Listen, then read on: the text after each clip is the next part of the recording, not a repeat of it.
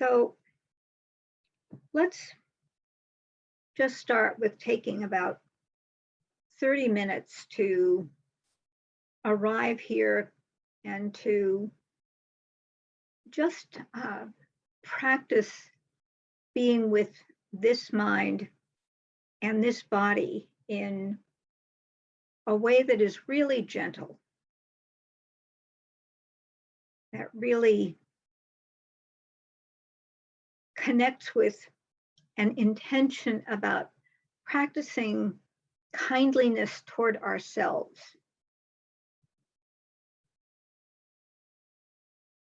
If possible, having a sense of being tender toward ourselves in the way that we might be tender toward a pet or a child, a vulnerable being. So I'm going to ring the bell once just to have a kind of collecting sound, and then I'll do some very gentle guiding and we'll sit together.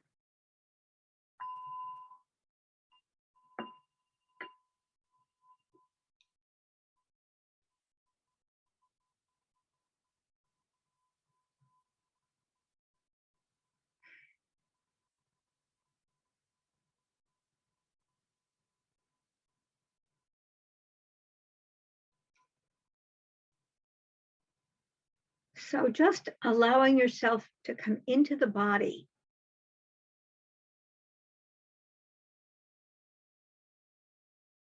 And just to appreciate having this body and this mind, this old friend.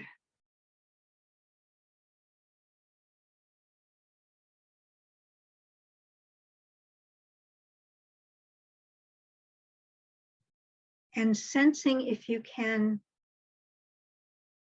a sense of belonging. Belonging here to this community tonight.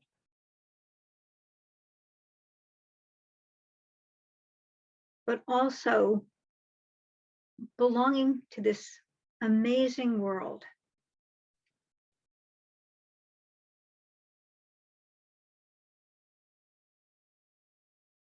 Mary Oliver says, the world offers itself to your imagination. And each of us has a place here. Each of us belongs. Each of us contributes.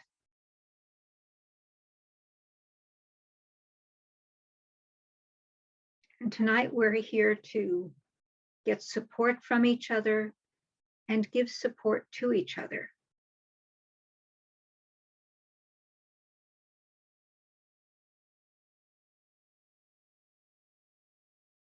And so often our practice has an undercurrent of striving,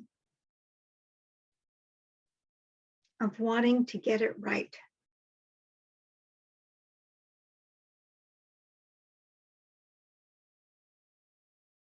And for this evening, let's see if we can just allow ourselves to be receptive, to practice being instead of doing.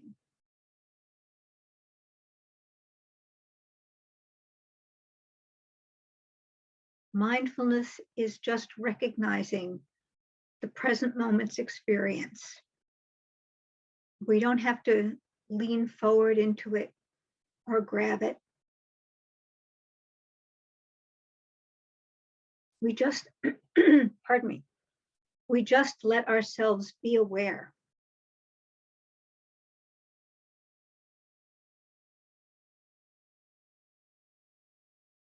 So it's as if we're sitting on the shore of a big lake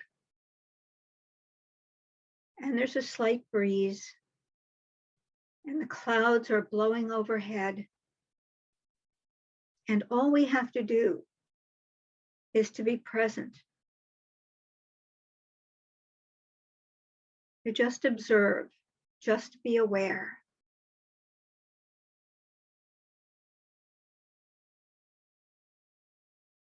letting our sensations and our thoughts arise and pass away, the way the clouds pass over, or the little waves of the lake sort of lap against the shore. Just being receptive to how it is.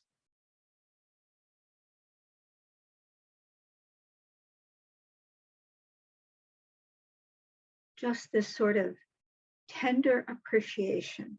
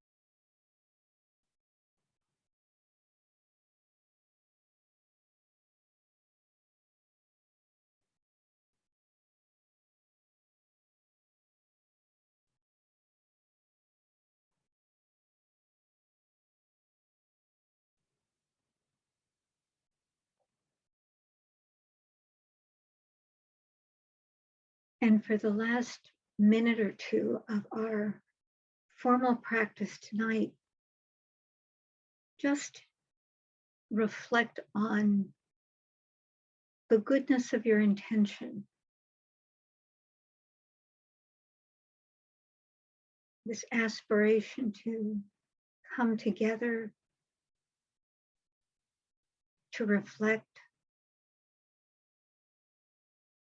to live a life of non-harming, and to help others in living a life of non-harming.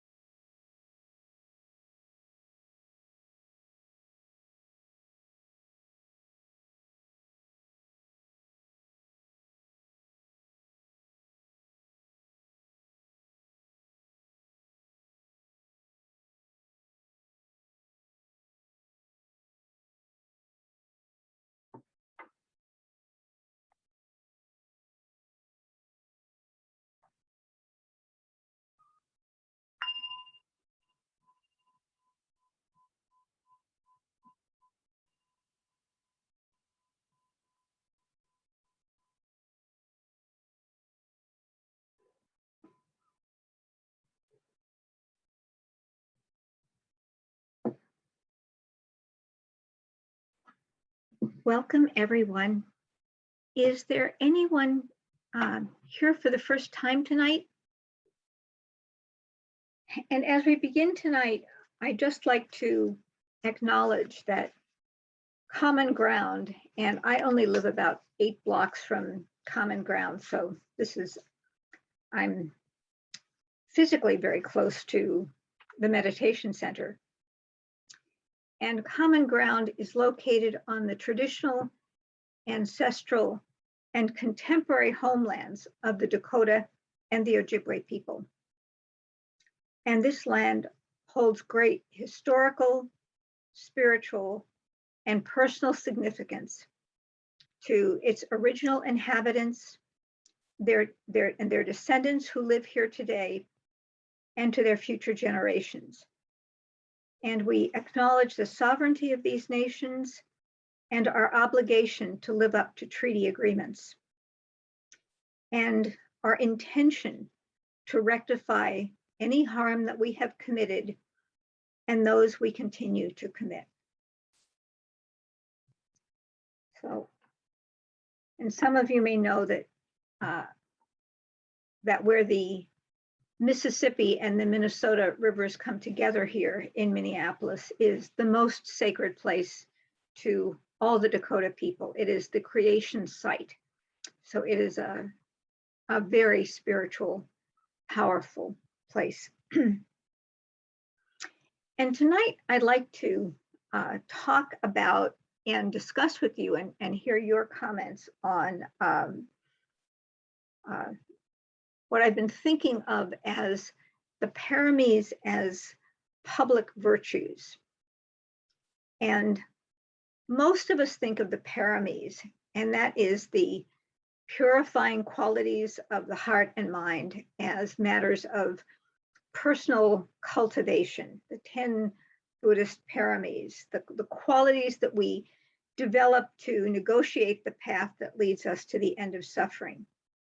And a few years ago, I began to wonder what our society would look like if we found a way to embed these personal virtues, these spiritual virtues, in our civic institutions and policies. And I started looking for examples of where it seemed that a policy or a practice actually embodied one of these Buddhist virtues. So tonight I'd like to share some of my reflections and findings with respect to 5 of the Paramis: generosity, morality, renunciation, wisdom, and energy. And I hope to have plenty of time for us to discuss this.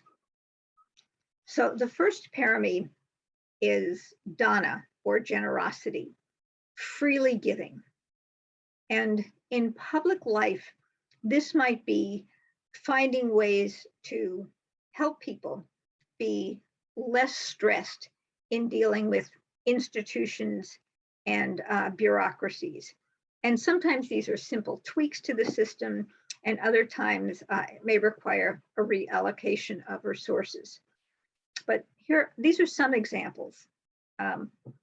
One which just gladdens my heart all the time is that the Hennepin County Library automatically renews books if there is no one waiting. You know, there was a time when you actually, this dates me, but you actually had to take the books back to the library and sign them out again. But the county renews the books automatically, and it if no one's waiting, and it notifies you by email when your books are due. And it's just a remarkable sort of thing that, and it doesn't, it takes some tweaking, but it didn't take a tremendous amount of resources to do this. It's like, oh, this is something we could do that would make our patrons' experience better, would be helpful to them. Another example sort of along this theme is that in Hennepin County now, the court sends a text reminder to people about their upcoming court appearances. This may sound too really simple, but for a lot of people who are kind of entangled with the legal system, whose lives are kind of chaotic, it's often challenging to remember, if you've got a court date 3 months ahead when you're supposed to be in court, and then people forget about it, they miss their court date, then there's a warrant sent out, and it just snowballs, it cascades. So now Hennepin County sends out a text, I think 3 days ahead of time, to everyone when they have a court date. I mean, it assumes everyone has a phone, but I saw a statistic today that nearly 100% of the US population has a phone. So that's a wonderful example. Another one that I don't know if this is still the case, but it was in 2019. Many of you have heard how often people are stopped because they have a tail light out, particularly persons who are Black and brown, and you're stopped, you get a ticket, and then again you have a court date often or a fine. But instead of giving people a ticket for a tail light that's not working, for a while in Minneapolis at least, people were given a voucher to get the tail light fixed. And there's a garage called Bobby and Steve's, and they tow cars, they do something there. It's a big automotive services gas station stuff. And they were one of the they were one of the funders for this. And I think a foundation put some money in. So it did take some resources, but this is so much smarter because sometimes people don't get a tail light fixed because they just don't have the money to get the tail light fixed. So again, this is a wonderful instance where we see this paramis of generosity helping people. It's a policy. Instead of penalizing people for not being able to get something fixed, why don't we help them get it fixed? Here are some things that I think could be done. I think I would love to see more fault tolerance in forms and applications. Fault tolerance is the idea that when you've got some sort of system, you anticipate that people are going to make mistakes. And so you make it hard for them to make a mistake. So for example, I can't tell you how many times I've been saved by my computer saying, do you really want to delete this? Right? We get that little pop-up that asks us if we want to delete this. You know, do you want to save your changes? So that's an example of fault tolerance. The most dramatic place where we have fault tolerance is in commercial aircraft, where there are so many things for the pilot to be aware of that it's built into that the pilot may be distracted, may be making, not making really good decisions. And so commercial airlines, one of the ways they have really cut down on pilot-based accidents is to build in this kind of fault tolerance where the system asks you, do you really want to do this? It sort of responds to you in this way. So one of the places where I think fault tolerance is needed is in forms and applications. And for many years, I worked for the Minnesota AIDS Project, and I would often have clients who would get a form and they'd have a 10-day turnaround period. You know, this is often to do with housing or getting, you know, some sort of voucher or getting something renewed. They'd have a 10-day turnaround period, and often people who would be very housing insecure or something, they'd be moving, so they might not be at the address where the mail goes, and you know, they might not get the letter for a week or more. But if they missed the deadline or if they made a mistake on the form, they would lose that that support. And so, and often the forms were not easy to understand. So fault tolerance seems to me to be, you know, longer turnaround times, not penalizing for unintended errors. Greg has put in the chat that we should have fault tolerance making masks easier to wear.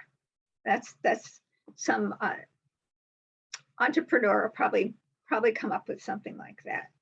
So another place where I would see a role for generosity is in, and this is something that Hennepin County is experimenting with, is no bail alternatives. So in Hennepin County, for example, people who have committed a felony, but it's not a violent felony, they're not a danger, but they would ordinarily have to, you know, they've been arrested, they'd have to pay bail to get out. The idea is that the accused person is assigned a social worker and works with the social worker to make sure that that person shows up in court, doesn't have to try to raise money for bail, because I think everyone understands that people are often in jail or accused of crimes in jail for nonviolent offenses, but they can't raise bail. So having a no bail alternative, or there are sometimes organizations that set up bail funds so that people who are arrested can apply to the, usually it's a nonprofit, and be bailed out.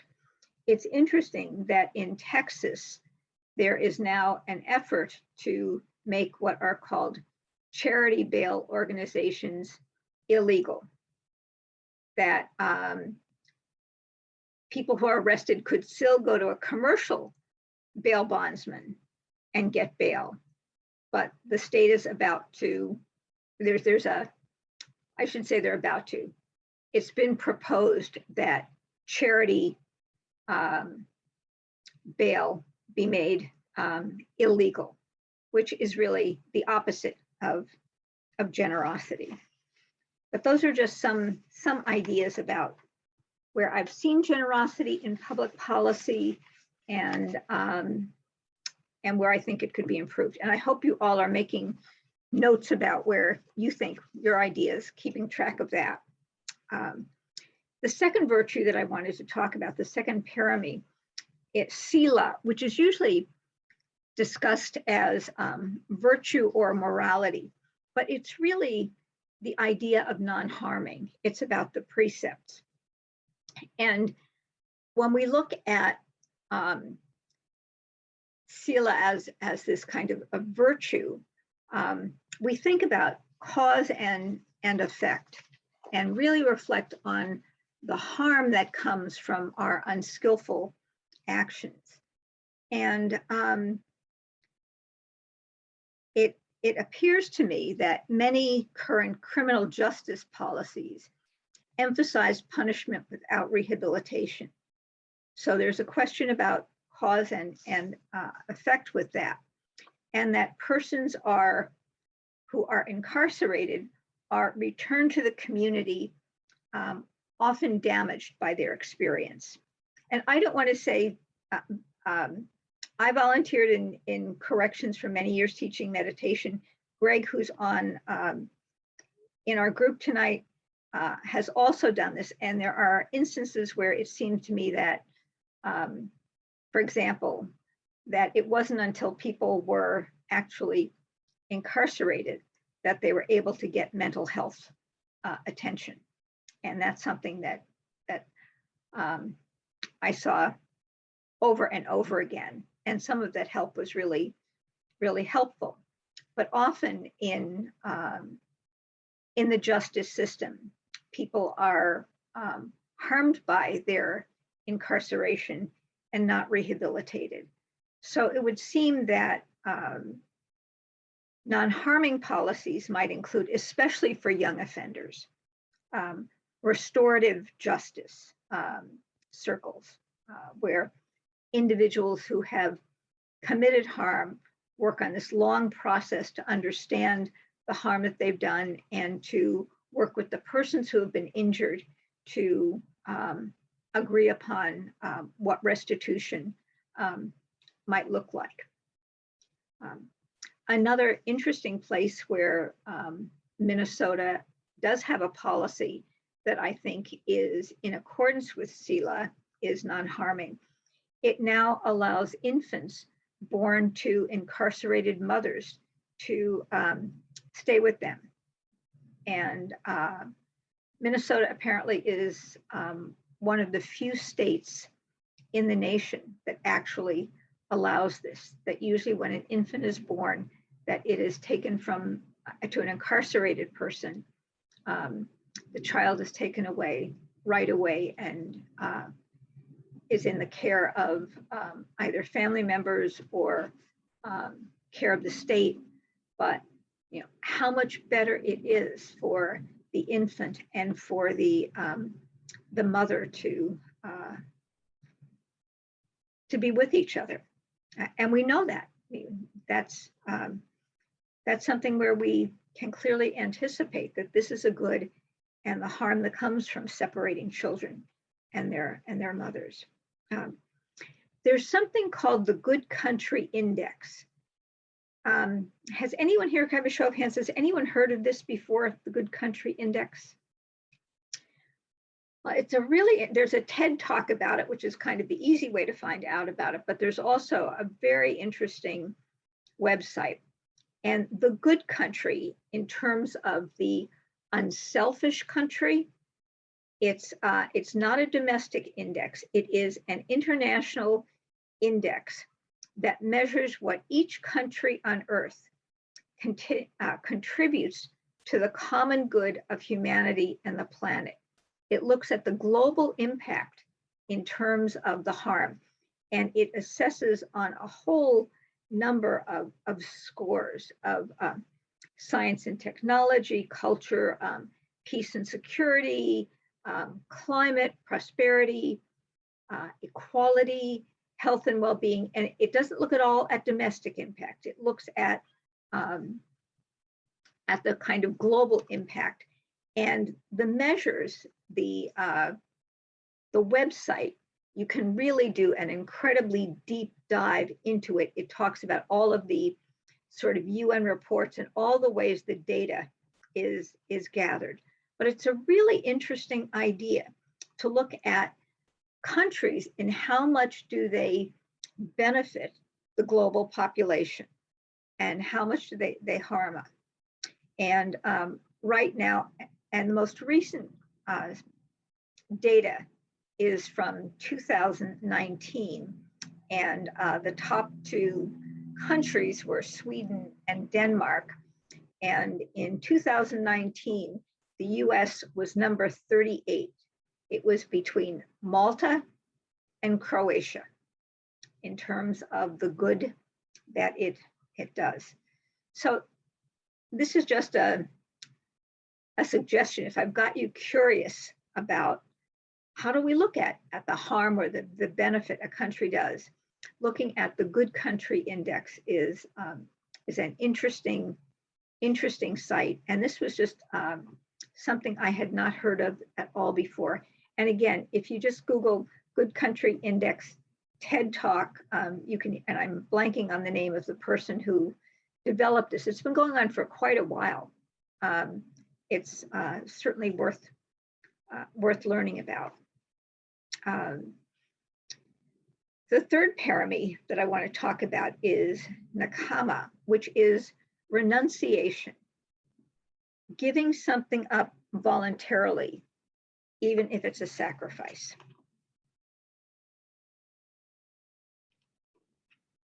And one of the places I thought about this was for people who live in Minneapolis. Minneapolis passed a very controversial 2040 housing plan that got national attention because it was the first city to abandon zoning for single-family housing. Now in Minneapolis, if you have a property that is zoned for a single-family house, you could build a triplex on it. And there are some other more adventurous plans about denser housing, because housing has been such a crisis. This has been a very hard pill for some people to swallow. And when this was being considered, as I said, I live close to Common Ground in Seward, where there are a number of duplexes and some apartment houses, but there are also parts of my neighborhood that are, really lovely single family houses. And there was a lot of discussion about ruining the character of the neighborhood. And there are signs all over the city about, don't ruin our neighborhoods. And Sunday, in fact, there was an article about trying to do slightly denser housing in St. Louis Park. And the response to it, people said things like, if you build multiple family housing, you'll just have an increase in crime. You'll see more cars broken into. Clearly racial assumptions about who lives in multifamily housing. But we know that there is a need for housing. And, I thought, well, what if, a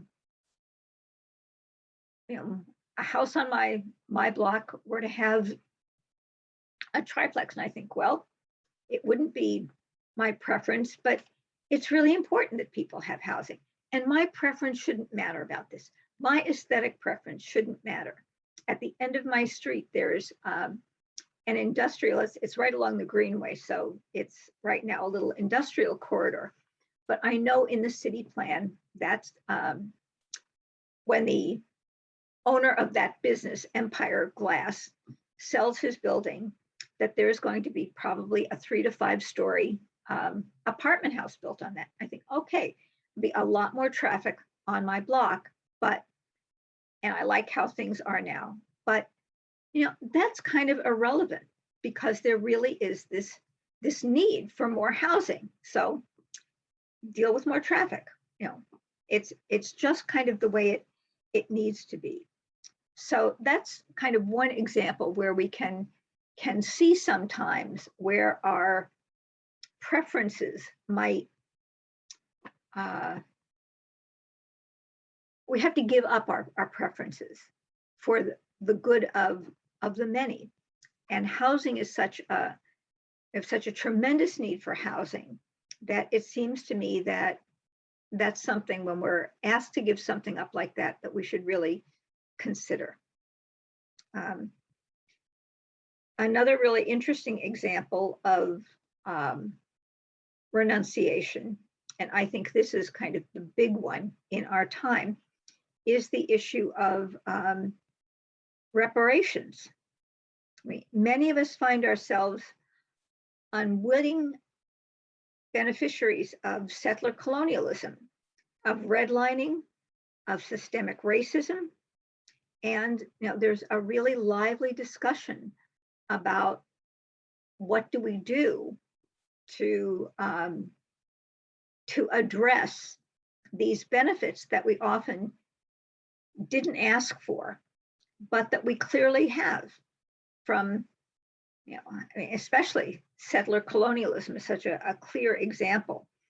And if you would like to read an interesting and controversial suggestion in the May 2021 Atlantic Monthly, there's a very interesting article called "Return the National Parks to Native Occupation." And it's a proposal to have the national parks return to tribes.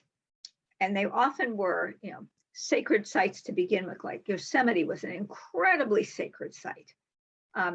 And that it wouldn't be that the parks would no longer be national parks.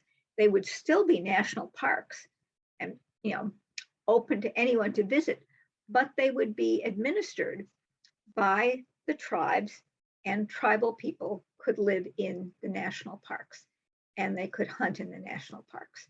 And and David Troyer, who is a wonderful historian and scholar and writer, wrote that article. And I think there are 85 million acres in the national parks. And he said it wouldn't be what the Native people gave up, but it would be certainly a gesture. And he argues why Native people have had experience in various kinds of administration of complex things. And he says, we're really set up to do this. We have a lot of experience dealing with complex land issues. So again, that's just an interesting thought about one way reparations might look like. Georgetown University sold 280 enslaved persons to a plantation in Louisiana in the late 18th century. And they have made an effort since then to identify the descendants, and they've been fairly successful in identifying quite a few descendants of those original people who were sold to a plantation in Louisiana so that they could expand and support their space. And they offer priority admission and free tuition and board to any descendant who wants to go to Georgetown. And that's what it's a gesture, at least. Netflix, interestingly, Netflix has just made a $100 million commitment to bank a portion of its holdings with lenders who focus on Black communities. This is a tremendous idea of all of their wealth, that they would put $100 million in banks and in financial institutions that primarily serve Black communities. And there have been reparations before. In the 1990s, there were reparations made to the descendants of people who were in the internment camps in Japan, and there was an apology. And Germany paid reparations to Israel after the Second World War. I mean, people say, well, who's ever paid reparations? there have been many ways of attempting to do this, and it's just something, if we really take this idea about renunciation to heart, and we try to imagine in public policy, I think this is a really fertile place to look. So, and then the virtue of panya, or wisdom.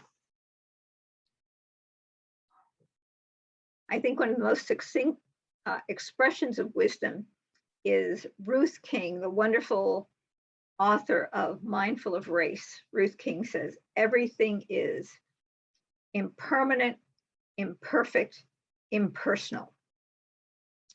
That's wisdom. So part of wisdom is that, there are no perfect solutions.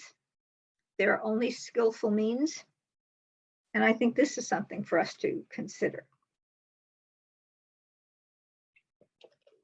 Wisdom sees the folly in short-term solutions, short-term gains. Wisdom takes a long and broad perspective. I think everyone has probably heard that in many indigenous communities, people talk about planning for the 7th generation, taking that into account in anything you do. In art conservatorship, the idea with that is you never do anything that you can't undo. That's kind of the wisdom of art conservation. So when we look at this idea that everything is impermanent, imperfect, impersonal, we live in a changing world. It's very dynamic. There's lots that we can't control, but we can certainly see the consequences of some of our actions, and we can find some skillful means to address them. And probably, the most clear example is in the environment and climate change. What we're all have been so acutely aware of this summer, because no matter where you live in the United States right now, you are probably aware of more extreme weather, ranging from drought to flood to fire. So, looking at things like renewable energy, mitigating. I mean, there are lots of very creative ideas about how we can mitigate some damage. There was a recent piece in a New Yorker magazine about how in New York City, when Hurricane Sandy came, it just like swept over Staten Island, and 24 people died, and there was so much damage. And they said that looking at what happens with storm surge, that often the kind of natural barriers that would mitigate against the terrible destruction of storm surges have been done. What people have done is they built seawalls, things that are hard and high. And there's this just amazing plan to remake the oyster beds around New York Harbor. And it's very ingenious about, you've probably also heard about trying to create reefs, where reefs have been washed away to recreate. They're called artificial reefs, but eventually they become inhabited by lots of living creatures. So to do things that are mitigating activities to deal with climate change, and they're not quick fixes. A lot to sort of restore some of these natural systems will take decades, if not in some cases maybe a generation. But there really, it is this sense of, how do we repair? How do we restore? How do we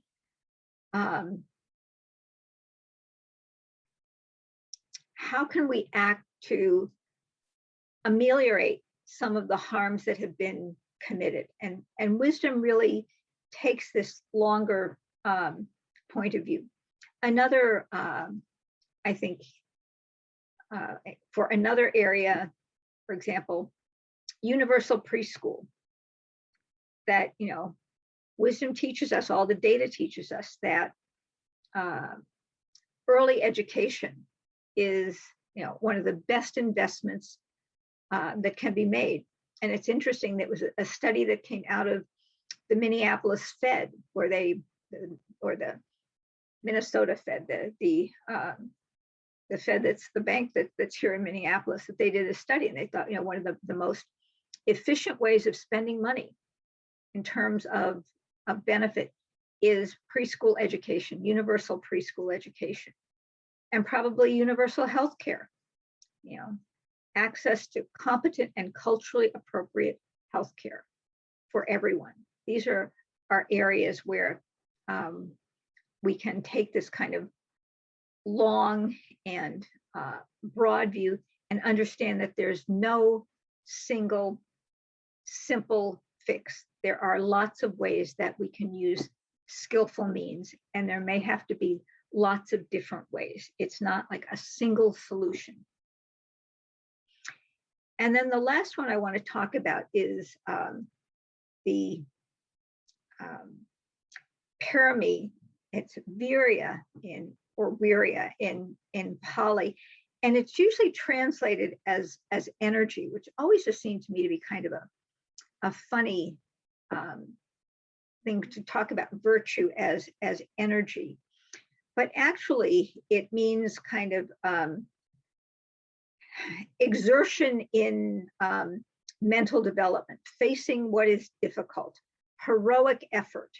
And I don't know if any of you remember that a couple of years ago, Aoyun Tudni once said at Common Ground, you know, where is the Buddhist virtue of courage? Why don't we have courage as a virtue?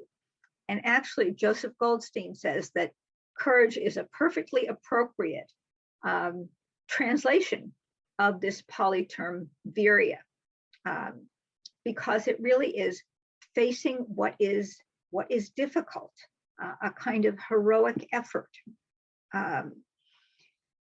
So it seemed to me that I thought, okay, is this one though where we actually see this in policies? Are there courageous policies facing what is difficult? I mean, it's really easy, I think, to see courage in people like, you know, Brian Stevenson, who worked so hard to end life imprisonment for juvenile offenders, finally got the Supreme Court to declare that for juveniles who were sentenced as juveniles to life imprisonment, the Supreme Court finally decided that that was cruel and unusual punishment. So you can have a juvenile who is sentenced as an adult to life imprisonment, and that still sticks. But if a person is a juvenile, they can no longer be sentenced to life imprisonment. I mean, and this was working for years and years and years.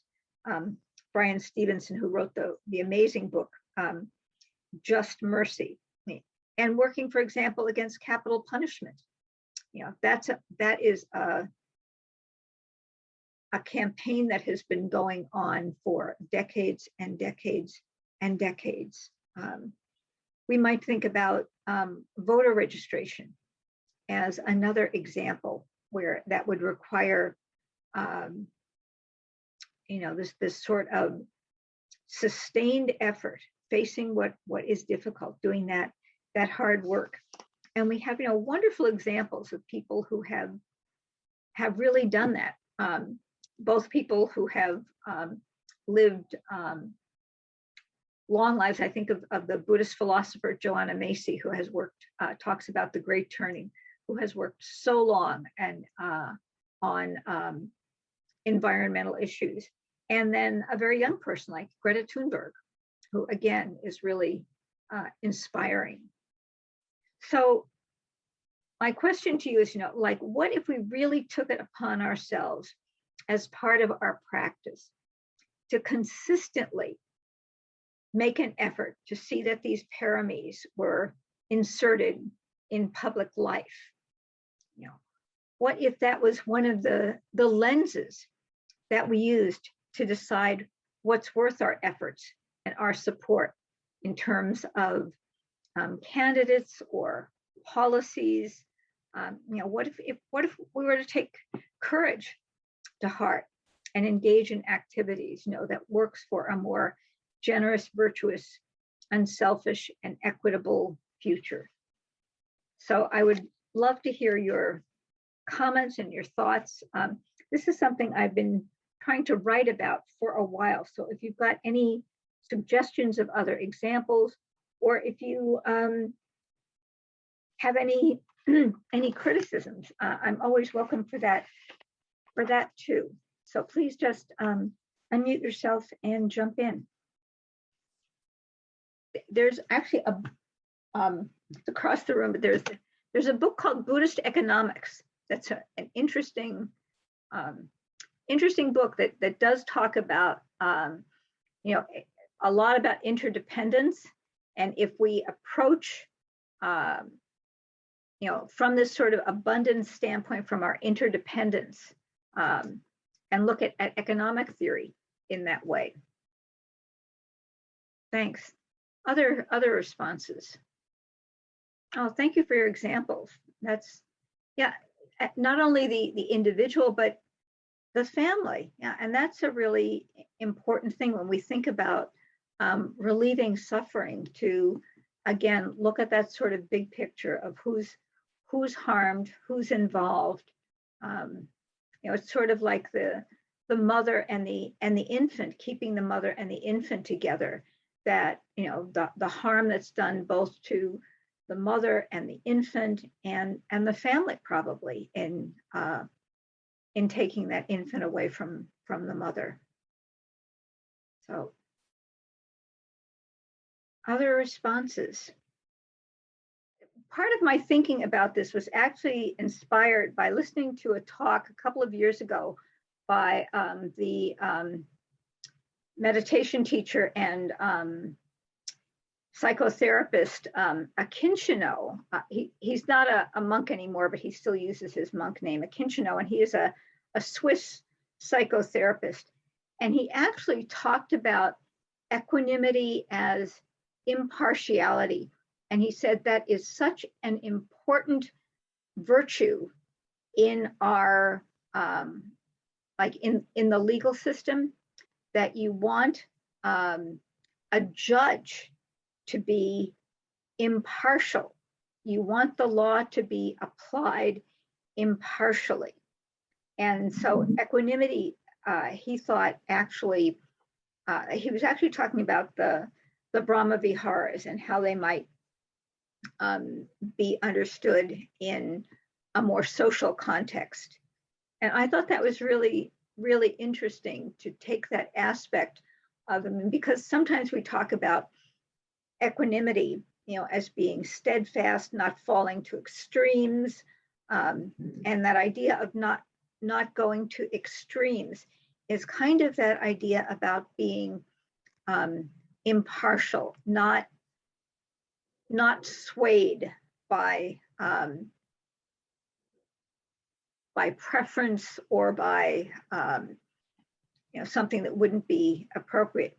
And I also think, for example, we would like our referees and umpires in sports to be impartial, to have this kind of equanimity. It probably means more in sports, where you have, you know, people screaming at the umpire and the fans, and the players sometimes yelling at the umpire, but or the referee, and you want those people whose job it is to apply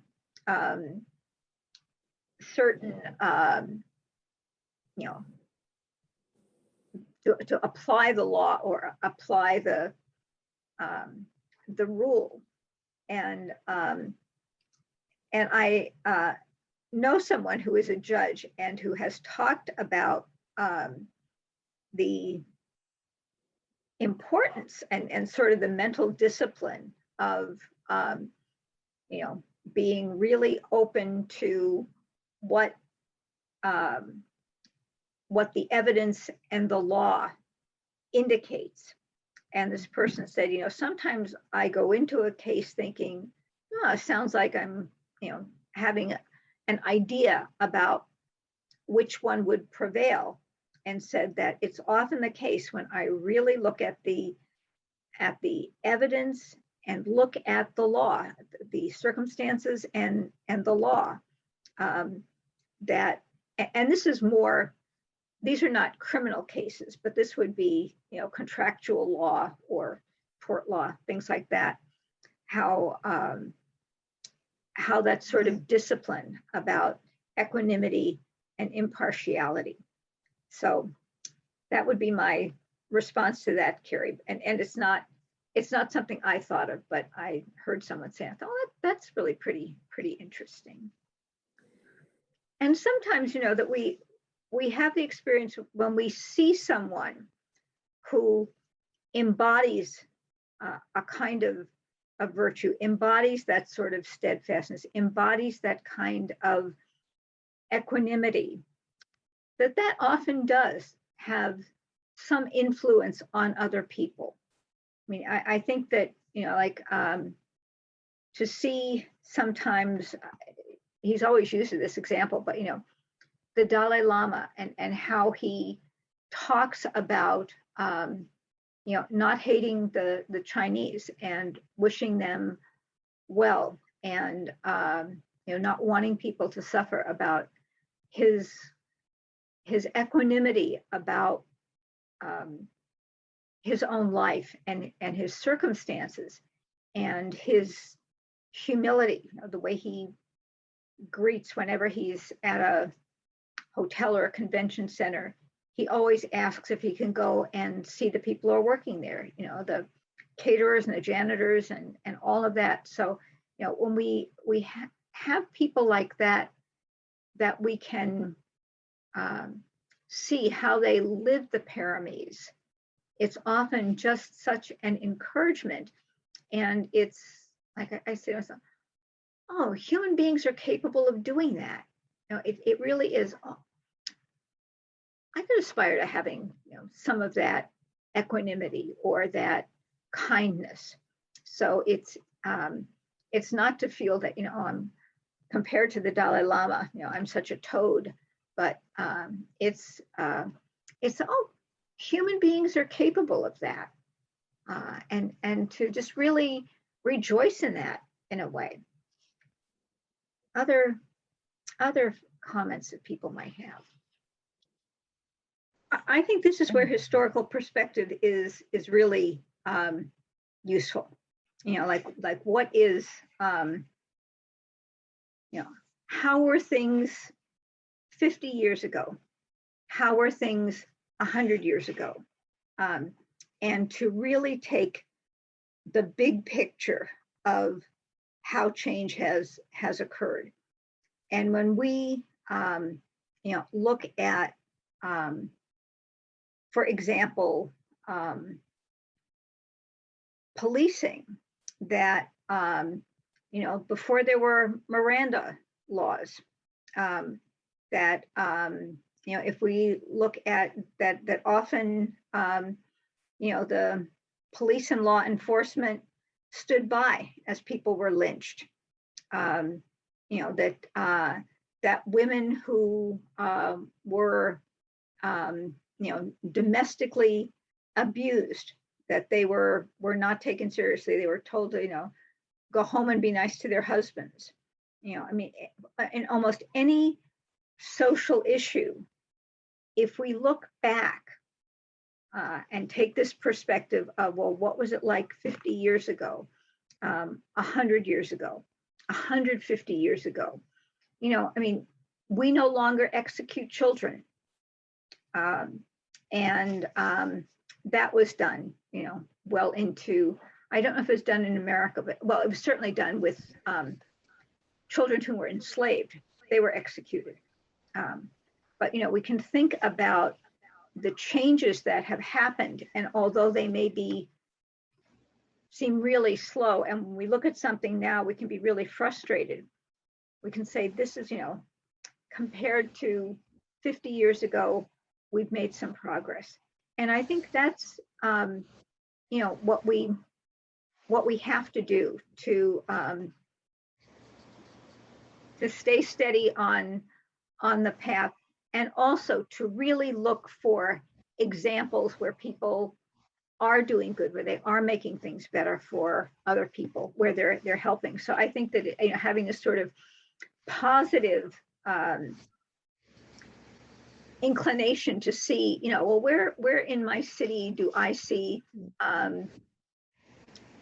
generosity? Like the library now has, at least I use the East Lake Library, they have a social worker there twice a week. I think, what a great use of a social worker, someone who's just there to help people figure out what resources are available, maybe to help them figure out forms. I mean, that's just a terrific idea of having a social worker come to the library and just be available. Sort of like, I was used to homework helper at the library, but now there's the social worker for their parents. And what a great idea that is. Joanna Macy talks a lot about discontinuous change. She's worked for the environment. She said, it goes either way, but water, before it reaches 32 degrees, is just water. But once it gets to 32 degrees, you have this really quick discontinuous change where it becomes ice. Or, in the physical world, I think also about, I think it was in 2013, I was phone banking, trying to prevent, to have people vote not to outlaw gay marriage in the Minnesota Constitution. And I thought that was kind of an uphill battle. I was afraid that we would not prevail, but we did, and gay marriage was not made illegal. But within 2 years, gay marriage was in the whole United States. I mean, there was sort of that very quick, discontinuous change. And so, that's something that we can also take heart of, although remembering that it goes both ways. There are tipping points either way, but we can take heart. So let's just share the merit, and thank you all so much for being here this evening. But if there's any goodness to our practice, any benefit or blessing or merit, we would, if we could, gladly, happily, joyfully share it with others. In fact, if we could, we would give it all away.